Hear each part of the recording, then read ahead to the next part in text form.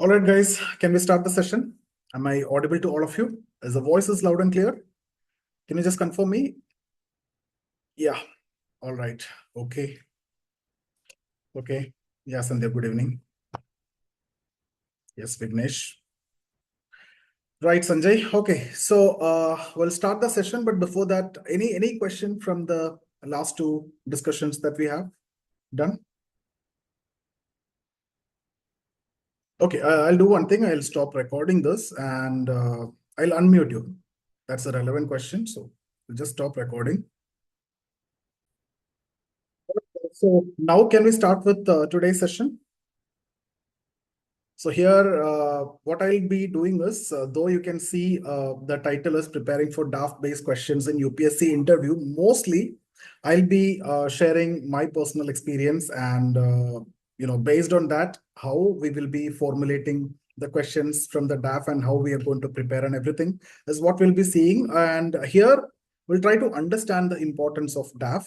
And I'll be giving you one simple exercise. In fact, yesterday also, you have done that and I got a lot of questions that you have prepared, right? But I couldn't go through all of that. So I recommend you to post it in the group that we have created. So it will be better. Each one of you can see and see, I want to build it as a family and each one of you can contribute, right? So there is nothing, you want to worry about, or at least, that main page, not entire details. You can see that one summary page and the questions you have prepared, at least that you can post in the group if you are comfortable. Otherwise you can leave it, because it is impossible for me to go through each and every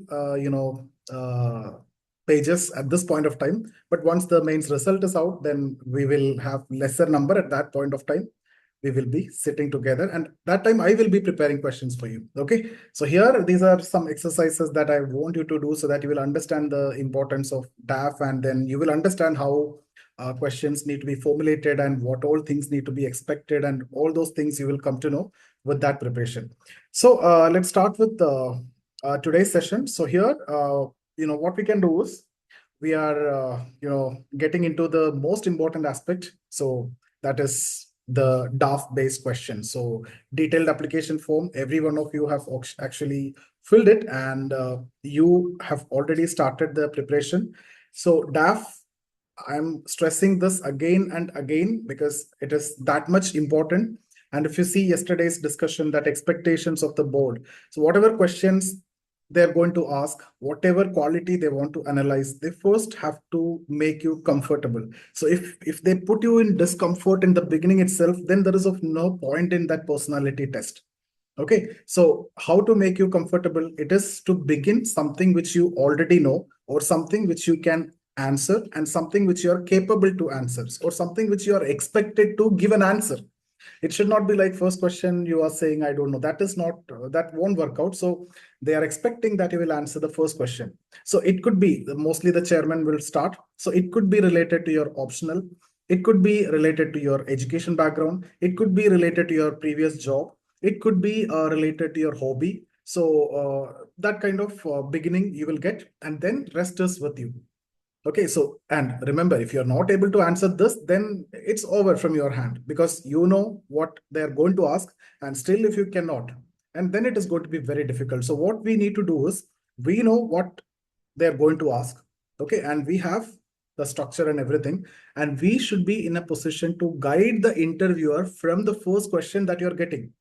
Okay, so you should be, again, I told you yesterday, there are certain factors that they are trying to analyze from you, like the clarity of thoughts, extreme non-compromised integrity, absolute integrity, empathy, compassion, etc. So you will be in a position to, you should be in a position to reflect that right from your, even if the question is about your hobby, you should be in a position to do that. Okay, so at least leadership skill. So even if they're asking about cricket, how cricket can help you in leadership skill, or how cricket can help you to maintain calmness under pressure, so that, or how cricket can help you in team building and teamwork, etc. So everywhere you should be in a position to bring in these dimensions. Whether they ask or not, it is your responsibility to make that situation and make them understand that you are aware of this and you are such kind of person that they are looking for.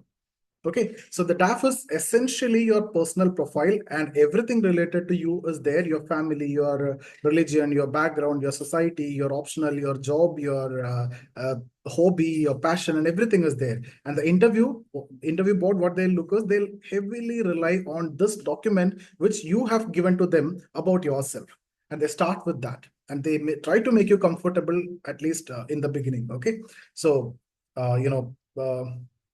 I think in my first interview itself, or all my interview, the questions they started are from the DAF only. They have started with my hobby. They have started with my one of the question in the third interview.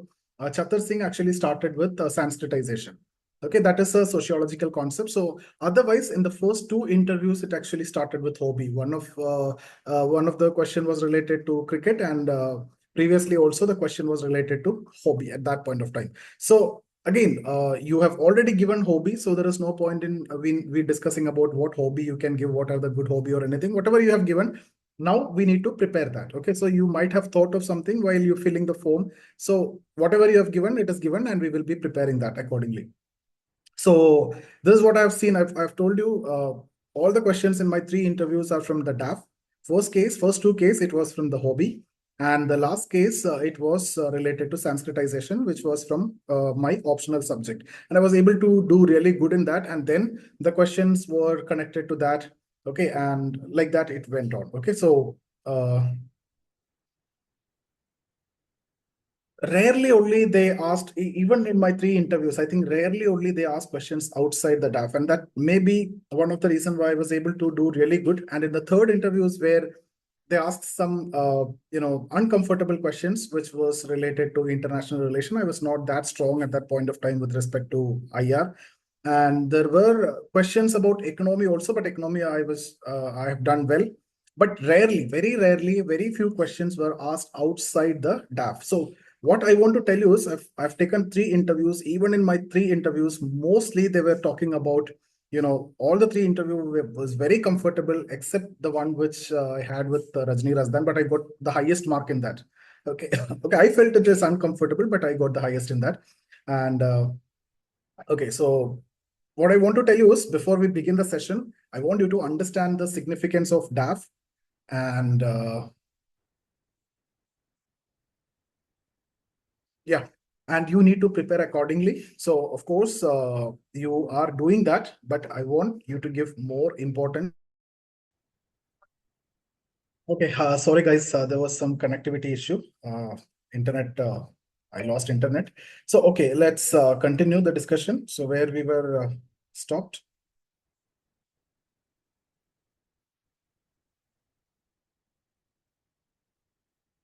Yeah, now we are in the second slide. Okay. So let's continue the discussion again, importance of DAF in UPSC interviews. So basically, if you see that provide detailed background information to the interview panel, and you can get unique question, you can also prepare that. And that's how the ice breaking will happen, right? So that's the advantage. So since the DAF was incredibly important because it gives interview panel a detailed overview of your personal and professional background. So when someone is looking at your DAF, they will understand everything about you, right? And five members who are from different backgrounds, they are the moment they see that, they know they made, and the way that you come in and the moment you are in front of them with your DAF and the detailed background and everything, they can understand things. Now it's just a formality. So they'll start with a comfortable question. The ice breaking will be from DAF. As I told you, it could be from hobby. It could be from optional. It could be from your educational background. For example, if you're an engineer, how this engineering background can help in administration.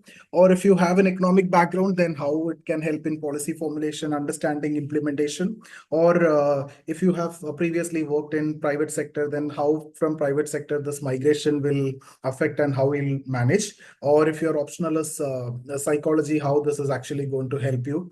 Okay, or if your optional is sociology, how this is actually going to help you in social when you are interacting with the society.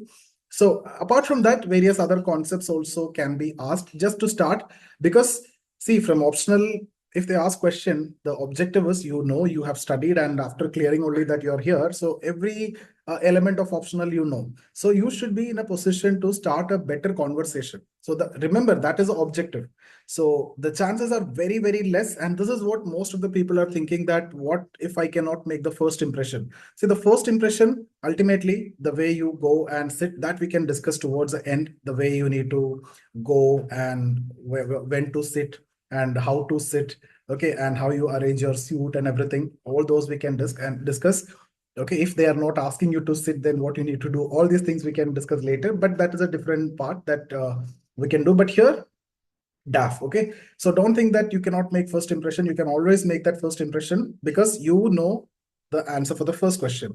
Then it's your responsibility to guide them. So your work experience is what they can start with, your hobbies, what they're asking, your extracurricular activities, what they're asking, and any other significant details you might have mentioned, right? You might have got some awards, right? Or some NCC awards, or if you are in Scouts, you might have got some President Award, right? Or some significant milestones you might have achieved, and they will be asking about that.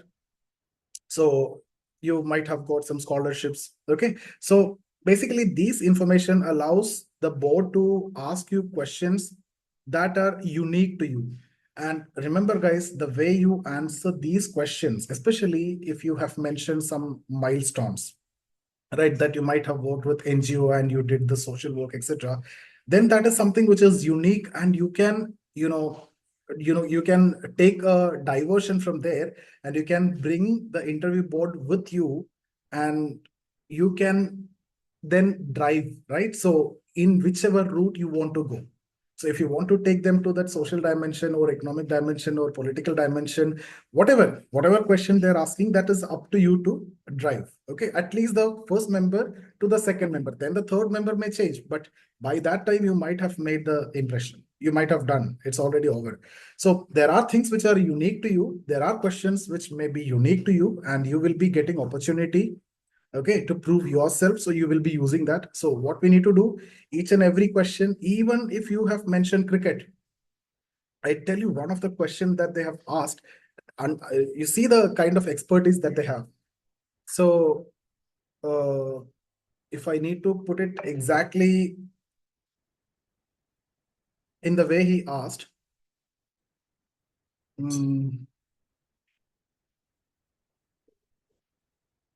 yeah, bowler is bowling outswinger. Okay, so outswinger, so it will go like pitching and then going like this. Okay, so outswinger to a right-hand batsman. So as a captain, where you will place the fielder. So see, it's not necessary that you need to answer, because sometimes you may not understand. You play cricket, you watch cricket, and that's your hobby.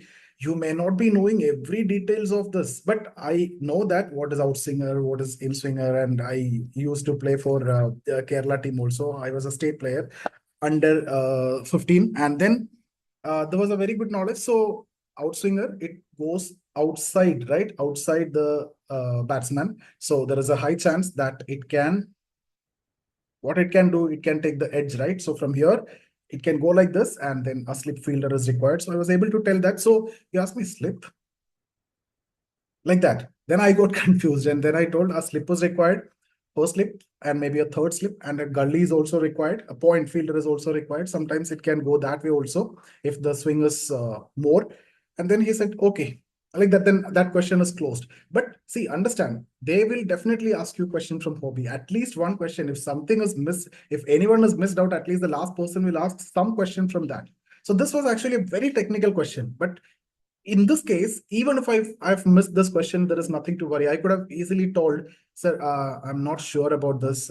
I can tell that, because it's not necessary what you need to know just because cricket is your hobby, that what is outswinger. You can simply tell that, sir, I used to watch cricket. I'm not familiar with most of the technical terms. Okay, and even if they're asking about statistics about a cricketer and other things, still it's okay.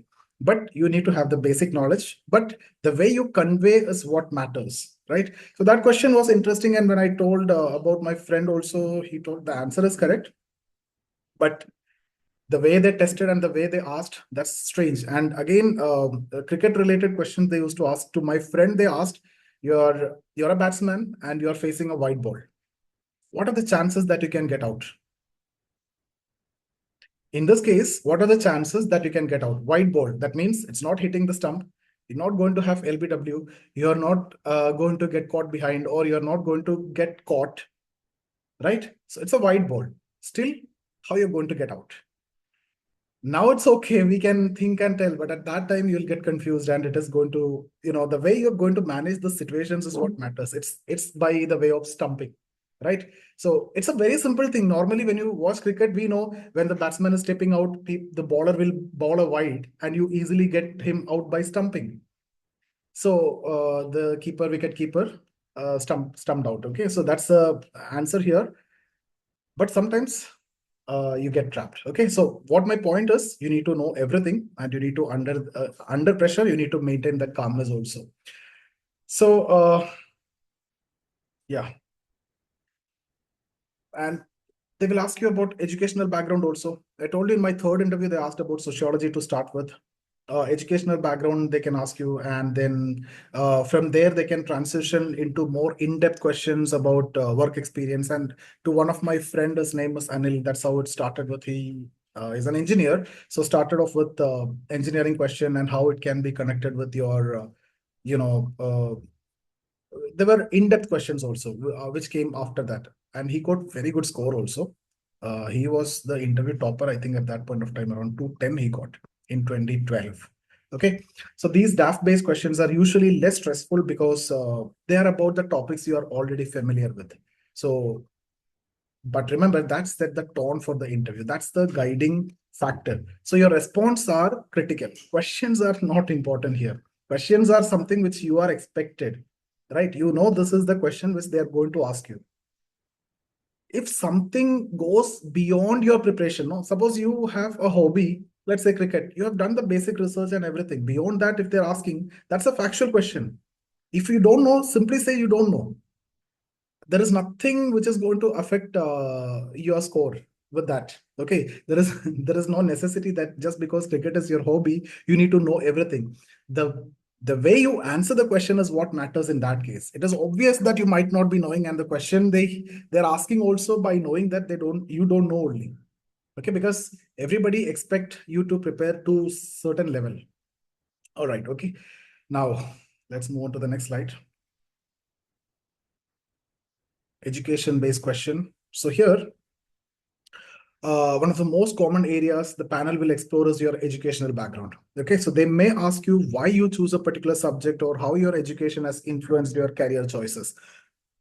This question was asked to me also, to many of my friends also, and many of my students also, that you are from a BTech background and then you're opting public administration, or you're going with anthropology, or you're going with sociology. So that kind of questions you can expect. Okay, and then to me, what they have asked is, I've taken sociology as my optional. So then they asked me why from BTech you suddenly shifted to sociology. Okay, so I was able to explain that my interest is in understanding social dynamics and structures that drews my attention towards it. Just that you are not going to say that this is the easiest optional, right? So it is about study of social structure and social dynamics, and we are going to, the syllabus is looking very interesting, and this is studying this will actually help in the future also, okay, in administration. So that way I was able to manage that. So how we need to answer for each of these questions, we will be discussing, but I'm just giving you the potential questions and what all questions they have asked me. Okay, and it's not necessary my answer is not the right answer. I'm telling you the questions which are asked to me and the brief response which I have given to you. When we proceed further to the same question, we have a better answer. So I'm not here giving you the answer. I'm just telling you the importance of DAF. And I'm not telling you this is the right answer which you need to give. We have a better answer which is prepared. That I will be telling you. Or you can formulate whatever answer you feel as the best. Here, what I told is the question which is asked to me, the same question can be asked to you, but the answer will be different. You're going to say a better answer than this. Okay, so that's why I'm not stressing on the answer part here. I'm just telling you what I told. So don't get confused that this is the answer that you are going to give. That is going to be entirely different. We will be sitting with your DAF and we will be breaking down, and then we will discuss the answers that you're going to give. And for different optional students, we'll have a different session like that. We will be planning also. Okay. So remember that this is not the answer that I want you to give. I'm telling the question which is asked to me, but the same question can be asked to you if you have a sociology background and you're coming from BTech or any science background for that matter. But the answer will be different. Okay. So again, if you have engineering background or law, medical background, or any other field, expect questions on how your education can contribute to public service. Okay, so that is another common question which can be expected, how your medical background can contribute to the public service, how your legal background can contribute to the public service, or engineering background can contribute to the public service, or your optional, how this is going to help you in the public service. All these are very, very common and obvious questions which you should be preparing. And the panel also wants to see how you apply your knowledge in real world governance issues or challenges. It's not about how theoretically you are good. That's already tested. How you are going to see the real world problems and how you're going to apply these knowledge. See, they don't want you to be an expert and provide solution to this, but you should be in a position to understand that these knowledge can be utilized or used in this way. And experts will be definitely there to assist you.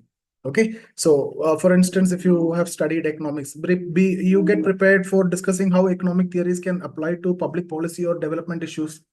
Similarly, sociology, various sociology theories, how it is actually helping you to understand the social order, right? So it's very important for you to show that how the theoretical knowledge that you have is going to help you in the administration or implementation of public policies or how it is useful in the public service.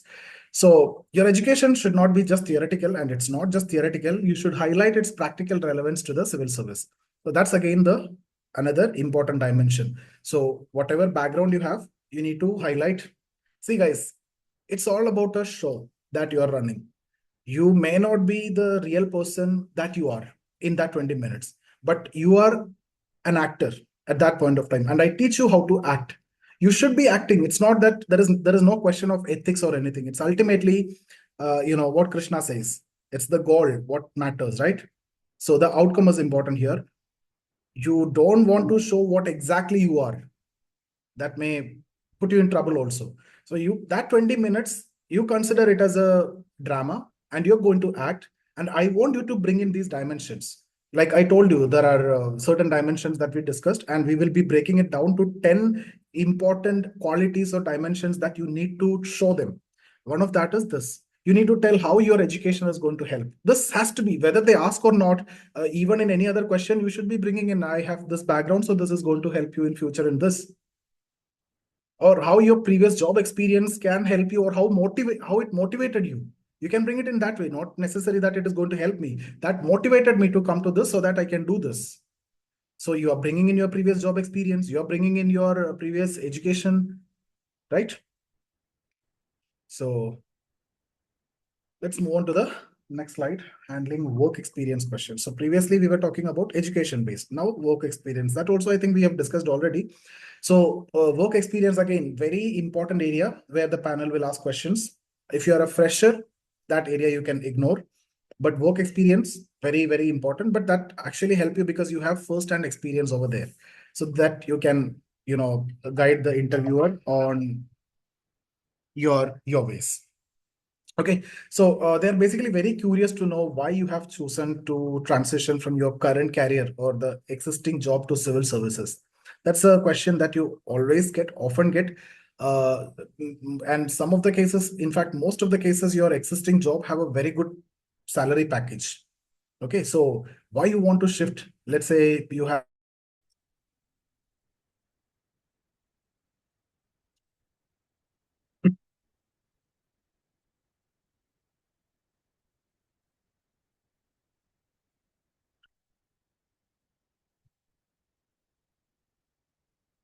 Sorry, guys, I got a call in between, so internet I lost. So where we stopped? We were talking about work experience, right? So I lost that flow. Yeah, ultimately, they want to know how your previous work experience is going to benefit you as a public servant. Okay.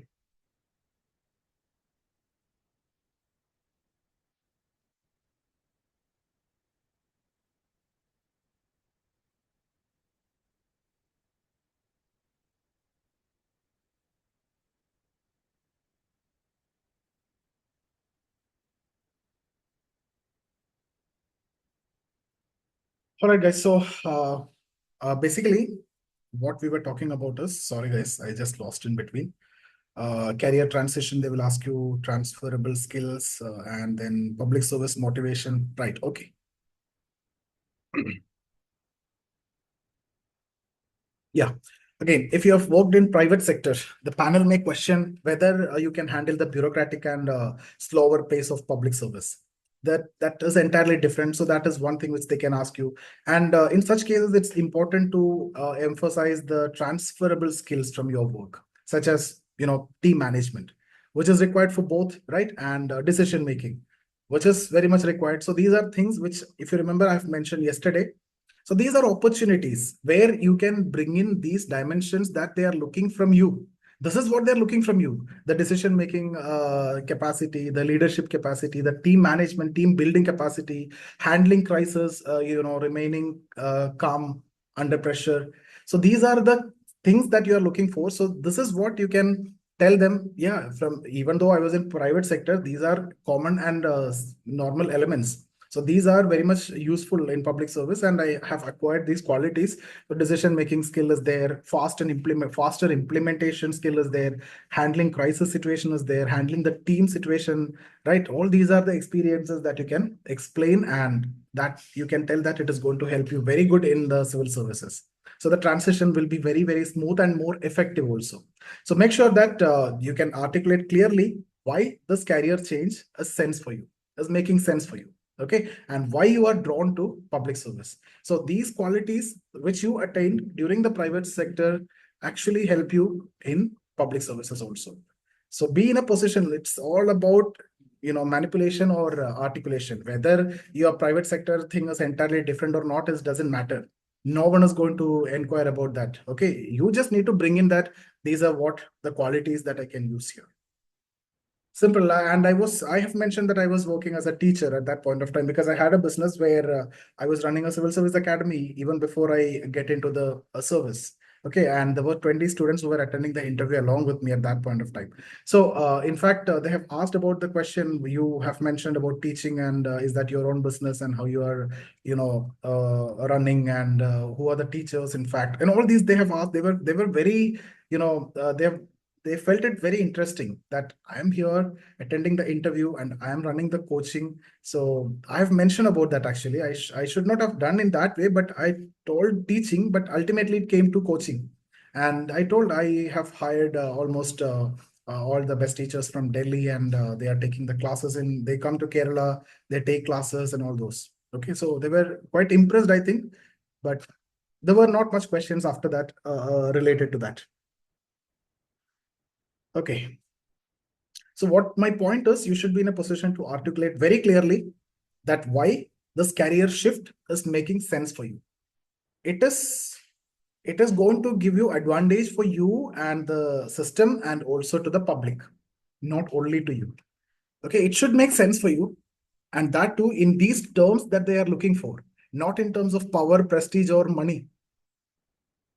Never ever talk about that. Okay, talk about the things that they are looking from your side. They are looking for a decision maker. They are looking for a fast implementer. They are looking for a team person, someone who can lead the team, manage the team. Okay, hobby. Next is hobby. And guys, you need to prepare 100 questions tomorrow. So your hobbies and interests are often used by the panel to get better understanding of your personality and how you engage with the world outside of your academic and professional life. So they will get a very good idea about you from the hobbies. Sometimes people are looking for. I have seen many people ask me what the hobby I should keep. Okay, because they don't have any idea. They don't have any hobby. They study 16 hours. So in that case, sometimes I tell cooking is easy because ultimately you can do yourself also and get some knowledge about that. And in case if they're asking why cooking, because I was staying in hostel and I had no other option. So I started cooking and I started liking cooking. So for my subsistence, not just as a hobby also, in any way you can manage it, right? So don't make it too complicated. Okay, keep it simple or keep the one which you already know. Okay, so your hobby or any such activities. So it can provide great insight into your character, and the panel may ask you how these hobbies have shaped your thinking and contributed to your development. For example, why I've given cricket. Cricket, I like it and I play that, and I was a state player also. But at the same time, cricket had a lot of advantage. I can, if they ask about cricket, I know that I am in the game. As long as the discussion is with respect to cricket, it's not about the knowledge about cricket. As long as they are talking about cricket, I know I can convey, irrespective of the question, even if they're asking about outswing or wide ball getting out or anything, there are certain qualities that, cricket taught me, like team management, team building, okay, working with a team, handling the crisis situation, handling the pressure, right, and the leadership skills, understanding others. Okay, so understanding the opponent's moves and all those you can mention. So, see again, what I want to tell you is these are the areas that you need to talk about. So you are not going to tell that it is a recreational activity. I'm going to play cricket, in the nets or in the turf as a recreation or time pass. No, you need to take that opportunity to explain how cricket taught you teamwork, leadership, and ability to stay calm under pressure. These are the qualities that are essential for civil servant, and these are the qualities that they are looking for from you. Okay, so don't tell that I play cricket and I'm a batsman, I'm a bowler, and I hit sixes, and there's a recreational and there's a time pass, and I go there play in the turf for 2 hour, 3 hour. No, this is not what you're going to discuss. So again, if your hobby is trekking, for example, you could mention how it has taught you perseverance and how to handle challenges, qualities that will help you, that the qualities that will help you in public service. I have mentioned about scouts and hiking. Scouts and guides. I was part of that, and they've asked me a question from hiking that's related to scouts, and from there they have picked up also. They've asked many other things related to that. Okay, so they're not just that they are not just looking for you play cricket or not. They are looking for certain qualities. So from your hobby, you can show that. That's exactly what you need to do. So the key is not just talk about your hobby as something you enjoy, right? Don't talk it as a time pass. Don't discuss this as a recreational activity. I study for 10 hours and then I need some time pass or for some recreation or free of thoughts and mind, so I go play. No. Connect it to the traits or the qualities that they are looking for from a civil servant. What are they? Managing the team, teamwork, team building, leadership, challenges, handling challenges, all those. So think about your hobby in a deeper way and connect it with things what we are going to discuss in future. Your hobby, take it deeper, and from that, what qualities which you can mention in front of the board that is going to help you as a civil servant and that they are looking for, and be ready to present that in front of me first. Okay, and then after that the panel. So that's about questions about hobbies, guys. Again, we will prepare the questions and we will analyze. I cannot deal with this many numbers. Later, after the result, we will sit long and we will discuss all these. All right. Now comes the questions on home state and personal background. So here, again, some good knowledge is required about the home state, the culture, and other things. Okay, and there's another common area from questions that they can ask us: the state and the personal background. So the panel might ask about social, economic, and political issues in your state or city to see how well informed you are about local governance challenges. Okay, they can ask you the political issues. They can ask you the economic issues of the state. Okay, they can ask you about the revenue of the state, and it can they can ask anything. And that's an area of what you need to prepare very well. So if I recollect, in one of my interview, they actually asked about the recent development in my home state, Kerala. So I've prepared it well. There is no point in discussing that here at that point of time. That was in discussion.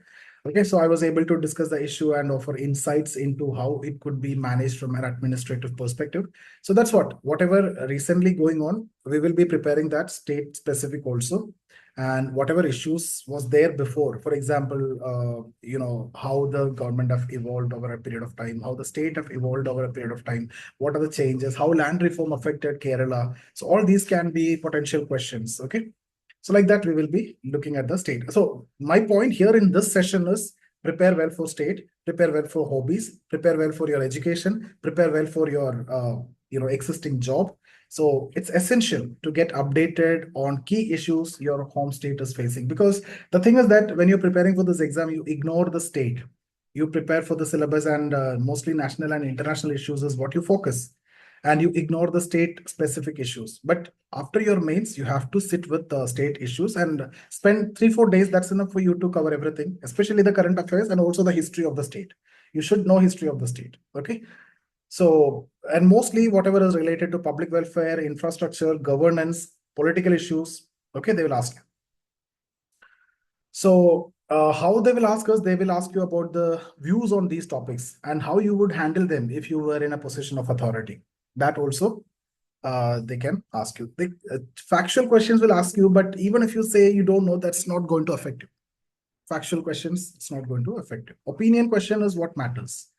So they might also ask about your family background to get, social understanding. You can get questions about your marital status also. Okay. So the trick here to, basically is to stay objective and well informed and offering a balanced views on both the challenges and solutions. So prepare the state. Okay. Personal experience I'll share here. So when I was actually preparing for my interviews, I spent a significant amount of time going through my DAF line by line. What I can tell you is this is what my mentors used to tell me at that point of time. Mug up. Whatever line you have mentioned in your DAF should be there even in your sleep. And even someone is asking you about something in your sleep, it should be there. Because the first question you're going to get from that, and from there you can guide the board. It's not the board is guiding you. It's the other way around.